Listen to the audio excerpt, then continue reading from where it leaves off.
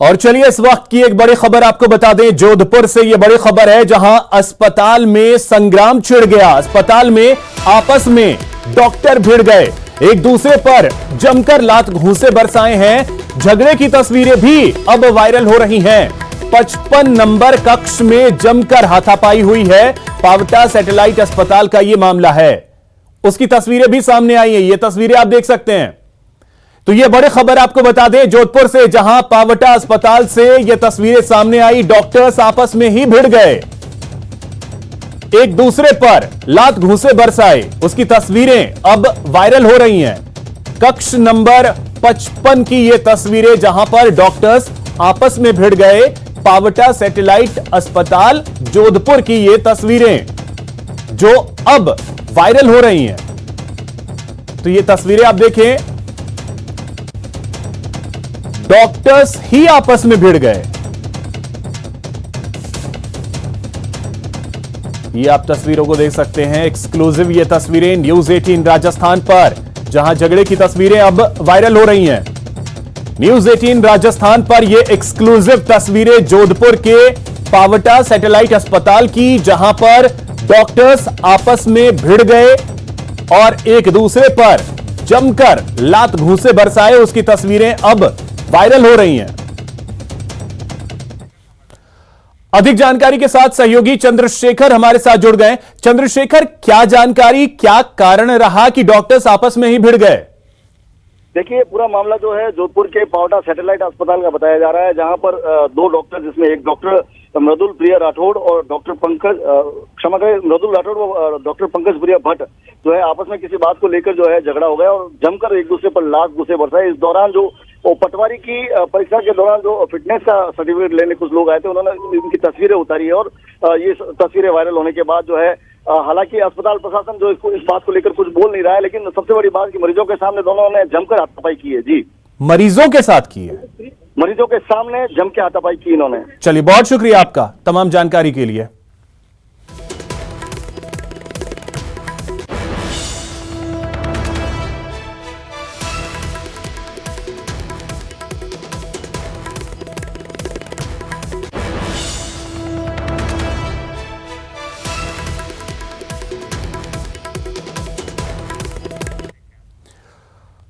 और अब आपको झुंझुनू से आई एक तस्वीर दिखाते हैं। सबसे पहले इस तस्वीर को देखिए।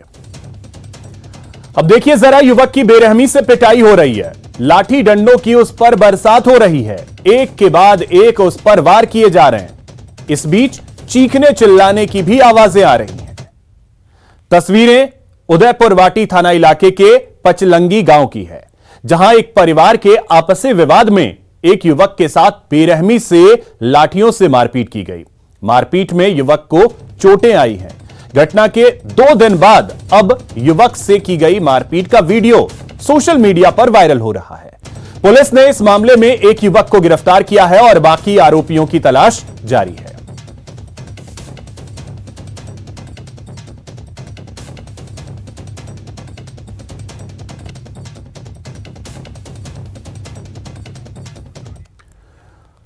और एक बड़ी खबर आपको बता दें, स्कूल बैग में हथियार। जी हां, 12वीं का छात्र कट्टा लेकर स्कूल पहुंच गया।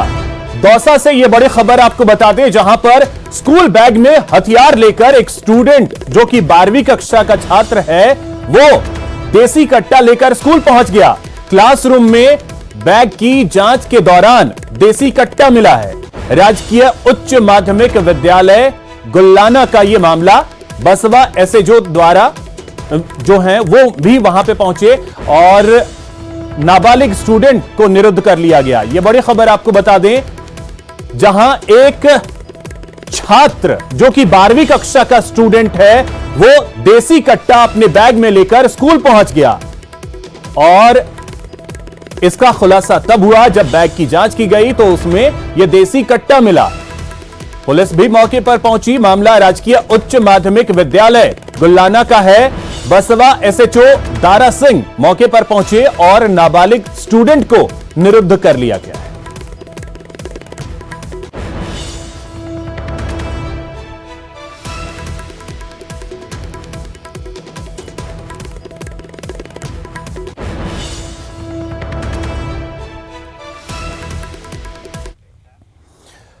नागौर के कुचामन में कृषि मंडी के नजदीक कांकरिया कॉलोनी रोड के पास एक बाइक सवार युवक के साथ पीछे से आई एक कार में सवार बदमाशों ने जमकर मारपीट की और मारपीट के बाद युवक को कार में डालकर मौके से फरार हो गए। मारपीट और अपहरण की इस खबर से पूरे कस्बे में सनसनी फैल गई। मौके पर मौजूद लोगों की सूचना पर पुलिस ने नाकेबंदी की, जिसकी वजह से अपहरित युवक को अपहरणकर्ताओं ने छोड़ दिया, लेकिन अभी तक उनकी गिरफ्तारी नहीं हो पाई है। उधर घायल युवक को इलाज के लिए अस्पताल में भर्ती कराया गया है।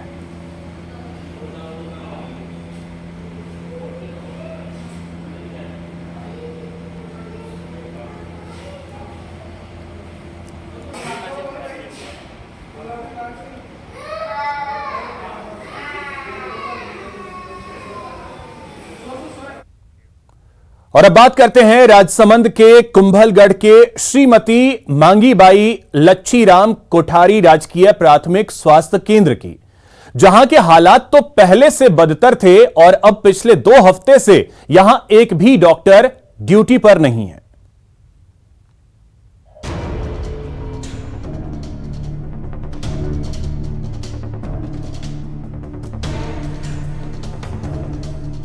देखने और कहने के लिए तो ये अस्पताल है, लेकिन इस अस्पताल में मरीजों का कितना इलाज हो पाता है, इसका अंदाजा आप इसी से लगा सकते हैं कि पिछले 14 दिनों से यहाँ कोई डॉक्टर नहीं है।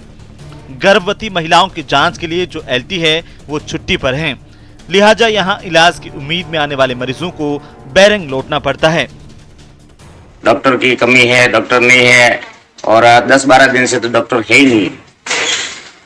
लोगों को भारी परेशानी हो रही है, या तो कुंभलगढ़ जाना पड़ता है या राजसमंद मुख्यालय पर जाना पड़ता है। ग्राम पंचायत गजपुर, कोयल, कालीगर, बड़गांव, सायाखेड़ा, आत्मा, इन सभी पंचायत के गांव लगते हैं।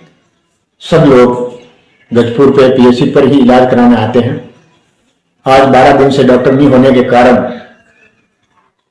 गरीब लोग इधर उधर भटक रहे हैं, उनको कोई इलाज नहीं मिल पा रहा है।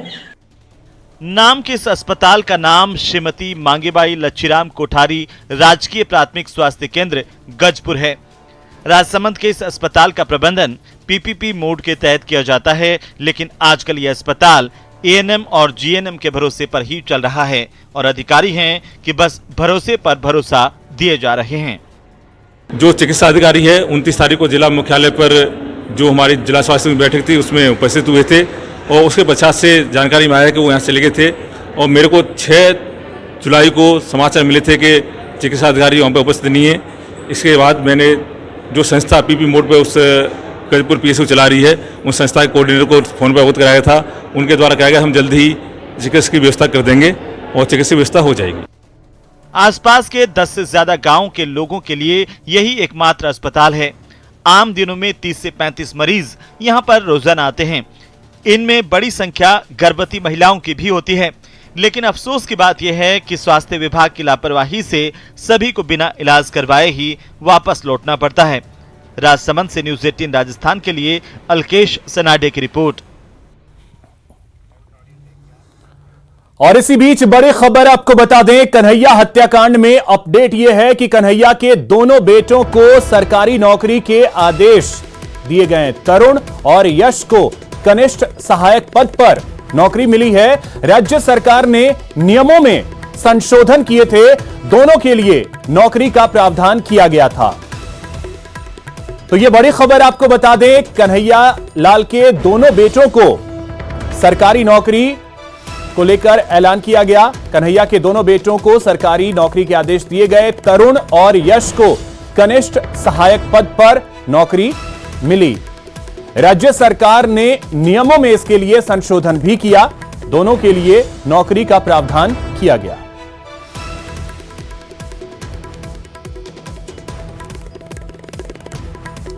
तो अधिक जानकारी के साथ सहयोगी कपिल हमारे साथ जुड़ गए। कपिल, क्या जानकारी, कन्हैया लाल के दोनों बेटों को नौकरी मिल गई है?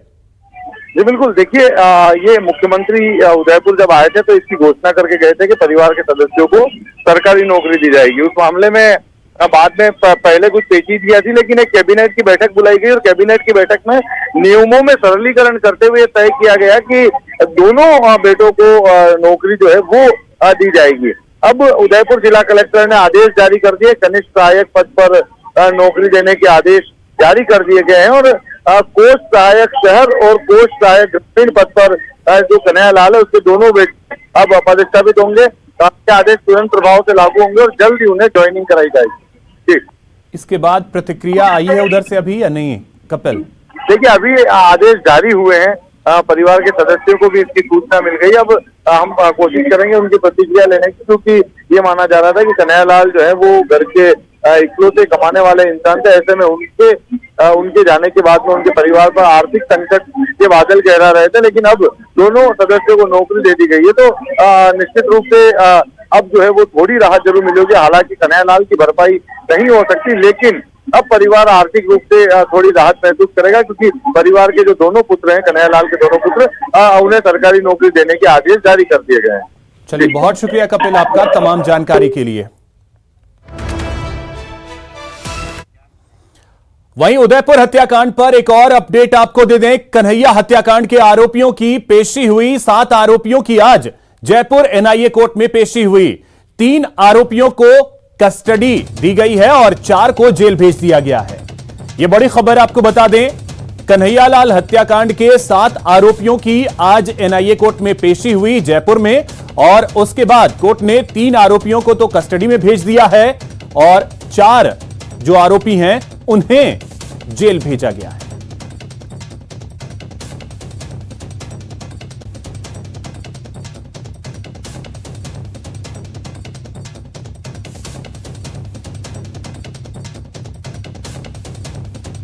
तो आप तस्वीरों के जरिए भी देख सकते हैं, भारी सुरक्षा के बीच इन आरोपियों को कोर्ट में पेश किया गया और उसकी तस्वीरें हम आपको दिखा रहे हैं जब कन्हैया लाल हत्याकांड के इन आरोपियों की पेशी हुई।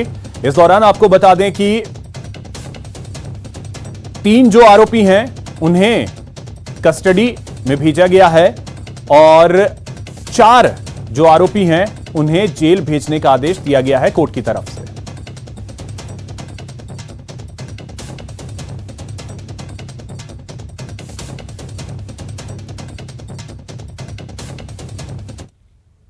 उदयपुर हत्याकांड के 7 आरोपियों को आज पेश किया गया था, जिसमें से 3 को रिमांड दिया गया है, वही 4 लोगों को जेल भेज दिया गया है। भाई नाम कौन से साफ होंगे, लेकिन मान के चला जा रहा है कि रियाज अत्तारी, इसके अलावा मोहम्मद गोश और एक अन्य आरोपी को जो है रिमांड पे लिया गया है। बाकी जो 4 आरोपी है जिन पे रेकी करने का आरोप था, जिन पे अन्य तरह के आरोप थे, उनको जेल भेज दिया गया है।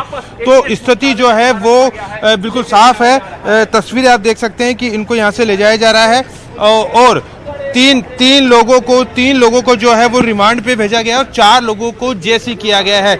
अब नाम आना शेष है कि किन वो 3 लोग हैं जिनको रिमांड दिया गया है और 4 लोगों को जेसी, लेकिन बताया जा रहा है कि जो दोनों मुख्य आरोपी रियाज अत्तारी और मोहम्मद गोश और इसके साथ ही एक अन्य आरोपी को जो है वो पीसी भेजा गया है और इसके अलावा जो 4 अन्य आरोपी उनको जेसी किया गया है। कैमरा पर्सन अविनाश के साथ सचिन कुमार, न्यूज़ 18 जयपुर। कन्हैया लाल हत्याकांड में अब 7 आरोपियों को गिरफ्तार किया गया है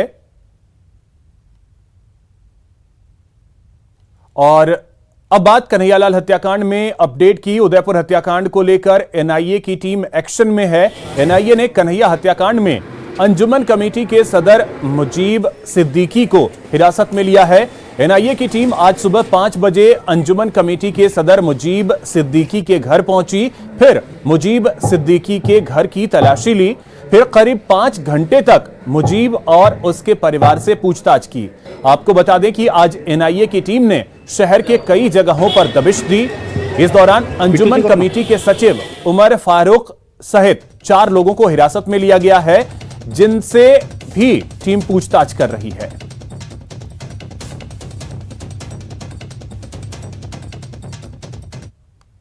उदयपुर में 28 जून को हुए कन्हैया लाल हत्याकांड के मामले में एनआईए की टीम आज फिर से उदयपुर पहुंची। उदयपुर के मुखर्जी चौक में सुबह टीम 5:30 बजे पहुंची और अंजुमन कमेटी के सदर मुजीब सिद्दीकी के घर ये टीम पहुंची। उस दौरान टीम ने यहाँ पर नमाज पढ़ रहे थे मुजीब सिद्दीकी और उनकी पत्नी। उस दौरान टीम ने यहाँ इंतजार किया और इंतजार करने के बाद जब टीम ने घर में प्रवेश किया तो घर की पूरी तरह से तलाशी ली गई।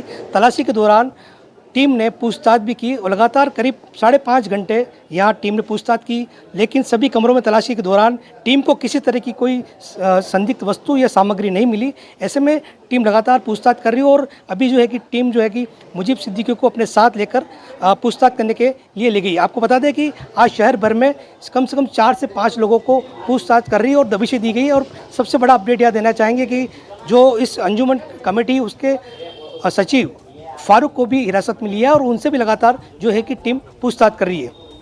उदयपुर से कमलेश जखनी, न्यूज़ 18। राजस्थान ग्रामीण जनता जल योजना कर्मचारी संघ ने ठेका प्रथा निरस्त करने की मांग को लेकर सूरतगढ़ में पीएचईडी के XEN कार्यालय पर प्रदर्शन किया और ज्ञापन सौंपा।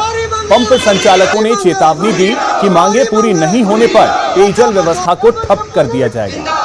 कार्मिकों का कहना है कि पीएचईडी के XEN ने सरकार के बिना दिशा निर्देश के मर्जी से टेंडर करवाकर भुगतान करने का आदेश जारी कर दिया। इससे पंप संचालकों में XEN के खिलाफ है।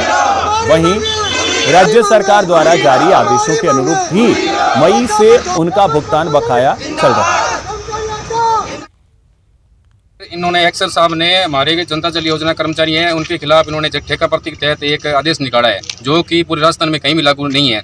अगर ये ठेका प्रथा लागू होती है तो आगामी 5 दिन बाद में हम धरना प्रदर्शन करेंगे और सारी गंवार जिले की स्कीमें बंद करके और इनको ठप करेंगे। ये हमारी मांग है कि हमारी ठेका प्रथा बिल्कुल बंद की जाए। इसके लिए हमने ज्ञापन मुख्यमंत्री, कलेक्टर साहब और सभी महोदय को तुरंत प्रभाव से आज फैक्स कर रहे हैं। पोखरण के रामदेवरा थाना क्षेत्र में एक बच्ची की नाचना बालोतरा रिफाइनरी की पाइप के बीच दबने से दर्दनाक मौत हो गई और दूसरी बच्ची घायल हो गई, जिसके बाद परिजनों और ग्रामीणों ने विरोध प्रदर्शन शुरू कर दिया। देर रात तक प्रशासन और परिजनों के बीच वार्ता की गई जो बेनतीजा रही। 20 घंटे बाद कंपनी के अधिकारियों, प्रशासनिक अधिकारियों और परिजनों के बीच वार्ता आखिरकार सफल हुई। कंपनी द्वारा 10 लाख मृतक बच्ची का मुआवजा, 5 लाख घायल बच्ची के उपचार का मुआवजा। इसके अलावा कंपनी 2 परिजनों को गार्ड की नौकरी देगी, जिस पर सहमति बनी। समझौता वार्ता होने के बाद परिजनों ने शव को उठाकर धरना समाप्त कर दिया।